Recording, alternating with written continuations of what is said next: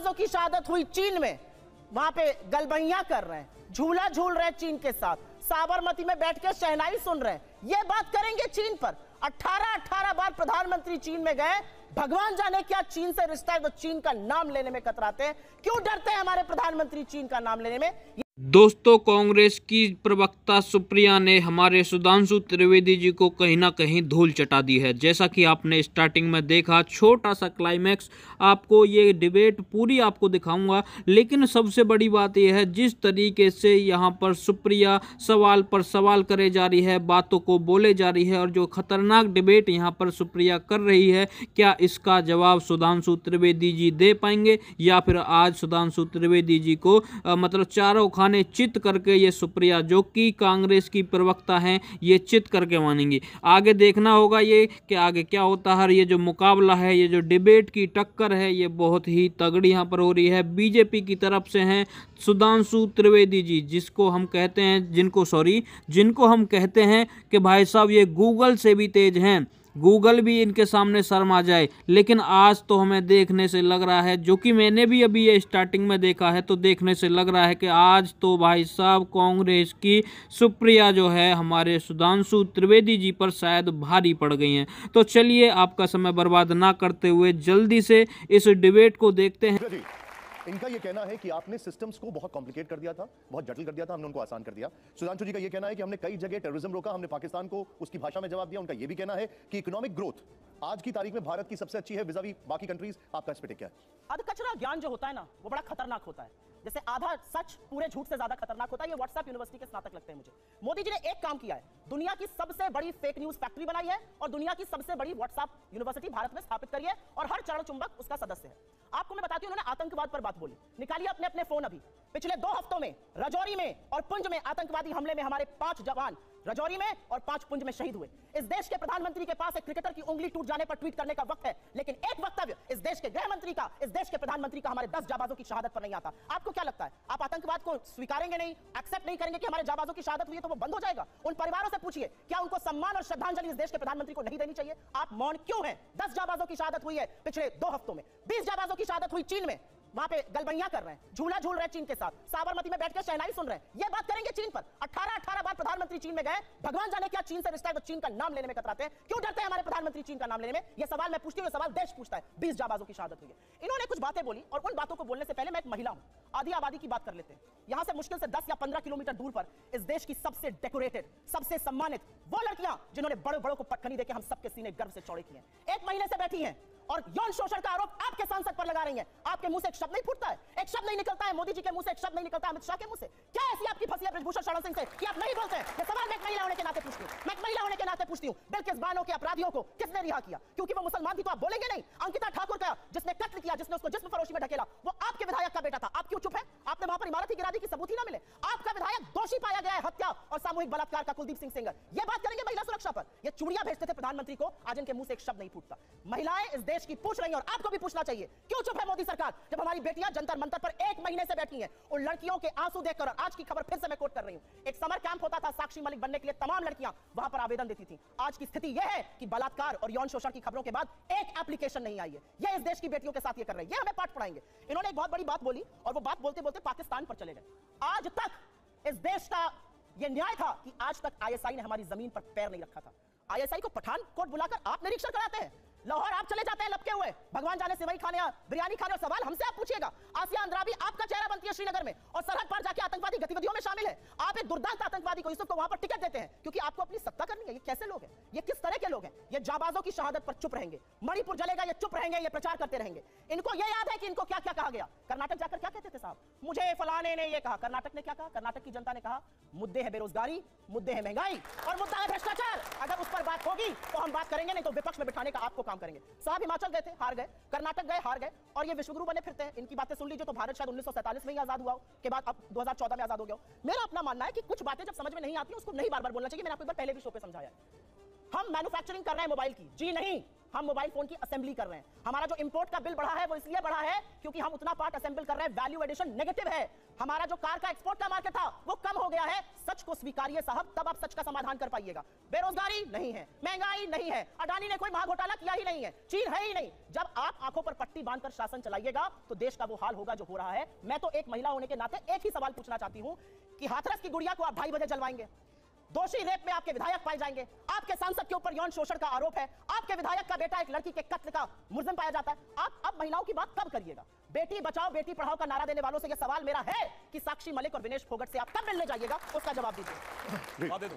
पहली बात तो व्हाट्सएप यूनिवर्सिटी का कमाल देखिए साहब, असेंबली होती है, वैल्यू एडिशन नेगेटिव हो जाता है। अरे भैया ऐसा कहीं होता है? अगर कहीं पर कोई आपको असेंबल करने को देता है तो अपना प्रोडक्ट देते हैं तो आप उस पर सर्विस चार्ज लेकर ही बेचेंगे। $1 बिलियन का हम लोगों ने एप्पल के फोन एक्सपोर्ट किए हैं असेंबल करके ही। 25% आईफोन 14 भारत में बने हैं। इसे कहते हैं WhatsApp university, Rahul Gandhi university, आप जो भी समझ लीजिए। अब दूसरी बात मैं कहना चाहता हूं, दूसरी, अरे भाई आपने हमने आतंकवाद की इतनी घटनाएं उत्तर से दक्षिण तक बता दिया, दक्षिण कश्मीर के 4 जिलों में रह गया है, वो दिखाई नहीं पड़ा, उसके लिए इनको आंकड़े चाहिए। पर मैं कह सकता हूं हमारी सरकार के किसी नेता ने आतंकवादियों के लिए आंसू नहीं बहाए। हम ये कह सकते हैं हमारे किसी नेता ने आतंकवादियों के लिए पलक पावड़े नहीं बिछाए। संसद भवन पे हमला हुआ, जिन जाबाजों ने अपनी जान दे दी उन्होंने, उनके परिवारों ने मेडल लौटा दिए। चूंकि अफजल गुरु को 7 साल तक सर्वोच्च न्यायालय से निर्णय होने के बाद फांसी नहीं दी रही थी, परंतु सोनिया जी की आंख में आंसू नहीं आए। बटाला हाउस के एनकाउंटर के आरोपियों के लिए आंसू आए। हमने किसी जाकिर नायक को शांति का मसीहा कहने वाले, इशरत जहां को बेटी कहने वाले, अफजल को हालात का मारा कहने वाले, हाफिज को साहब कहने वाले, ओसामा को जी कहने वाले, बुरहान वानी को भटका नौजवान कहने वाले आतंकवाद पे भाषण दे रहे हैं। इसलिए अब महिला की बात करता हूं। बिल्किस बानो की बात ये कर रहे हैं, 14 साल वो लोग जेल में क्या है, मुस्लिम थी इसलिए बोला। इसी पश्चिमी उत्तर प्रदेश में एक मुस्लिम महिला थी इमराना, जिसके साथ उसके ससुर ने बलात्कार किया और मौलवी ने फतवा दे दिया कि बाद से वो अपने ससुर की पत्नी और पति की मां हो गई और जलवाए जलाल से वो मौलवी साहब विद्वान थे, क्यों नहीं बोला? ये इनका महिलाओं के प्रति सम्मान था। हमारे यहाँ किसी ने नैना साहनी को तंदूर में जलाया, छोड़िए वो सब आरोप प्रत्यारोप। मैं तो 100 बात की बात कहना चाहता हूं, वो कहां गए उन लोगों का सम्मान करते थे जिन्होंने कश्मीर वैली में लिखा छोड़ के चले जाओ हिंदुओं से और अपनी बेटियों को छोड़ जाओ। वो गिरजा टिक्कू जिसके साथ सामूहिक बलात्कार के बाद आरे से काट दी गई और चू नहीं निकला किसी के मुंह से। वहां एक किसी महिला एक के साथ नहीं, पूरी कम्युनिटी के साथ हुआ और सब मौन साधारण किए रहे क्योंकि वो सेक्युलरिज्म का सुंदर संगीत था, उससे इनको वोट मिलने थे। कहते हैं आईएसआई भारत की धरती पे नहीं था। मैडम आपकी सरकार के समय में रिपोर्टें हैं आईएसआई के कितने मॉड्यूल्स काम कर रहे थे, और जो आप बता रही हैं वो कहानी तो बहुत पुरानी हो गई। उसके बाद तो जो ठुकाई हुई कहां, उरी में, जो कुछ हुआ बालाकोट में, उसके बाद इमरान खान है प्राइम मिनिस्टर ऑफ पाकिस्तान बोले पाकिस्तान की नेशनल असेंबली में, जो हिंदुस्तान ने किया है बालाकोट में उससे ज्यादा कुछ खौफनाक ये लोग करना चाह रहे हैं। आप ये सोचिए, आप शांति के कबूतर उड़ाते थे और हमने बाज उड़ाए हैं गुरु गोविंद सिंह जी की तरह। और आपने लास्ट में कहा शायद देश 1947 में, 2014 में नहीं, आप 47 से मानते हैं, ये राष्ट्र सनातन है, चिरंतन है, 1947 में पैदा हुआ नहीं है, इसीलिए इस राष्ट्र को कोई अपने को फादर कहने लगता है, कोई क्रिएटर कहने लगता है, कोई राष्ट्र का निर्माता कहने लगता है। ये राष्ट्र वो है। अब लास्ट में एक बात करो, कर्नाटक बात है, बिल्कुल अच्छी बात है, पर मैं पूछना चाहता हूं, कर्नाटक में चुनाव परिणाम आए, हम हारे और ये जीते, पर पूछना चाहता हूं, राहुल गांधी जी ने जाकर कहा था कि इंडिया में डेमोक्रेसी ऑलमोस्ट खत्म हो गई है, सारे संस्थान अब काम नहीं कर पा रहे हैं। तो मैं पूछना चाहता हूं, 2 सुप्रीम कोर्ट के जजमेंट आए जो आपने कहा आपके पक्ष में आए, उसके बाद अब इलेक्शन कमीशन सही है कि नहीं, ईवीएम सही है कि नहीं, आप डेमोक्रेसी से जीते हैं कि नहीं कर्नाटक में? मेरा मानना है कि अगर हम ईमानदारी से स्वीकार करते हैं कर्नाटक में हारे हैं, कांग्रेस को ईमानदारी से क्षमा मांगनी चाहिए कि आगे से हम अपने राजनीतिक हित के लिए विदेश की धरती से जाकर कभी इस देश को बदनाम करने की कोशिश नहीं करेंगे। ये बड़ी अच्छी बात कही आप। और पुनः मैं कहना चाहता हूं, आज मैं विनम्रता से और चुनौती से पूछता हूं, G7 कंट्रीज और G20 कंट्रीज में एक देश बताएं जहां महंगाई की दर हमसे ज्यादा हो और विकास की दर हमसे कम हो। हम दुनिया में सबसे बेहतर स्थिति। अब आता हूं गलवान पे। गलवान में हमारे 20 सैनिक बलिदान हुए हैंड टू हैंड फाइट में। देखिए चीन पे इनको कितना भरोसा है।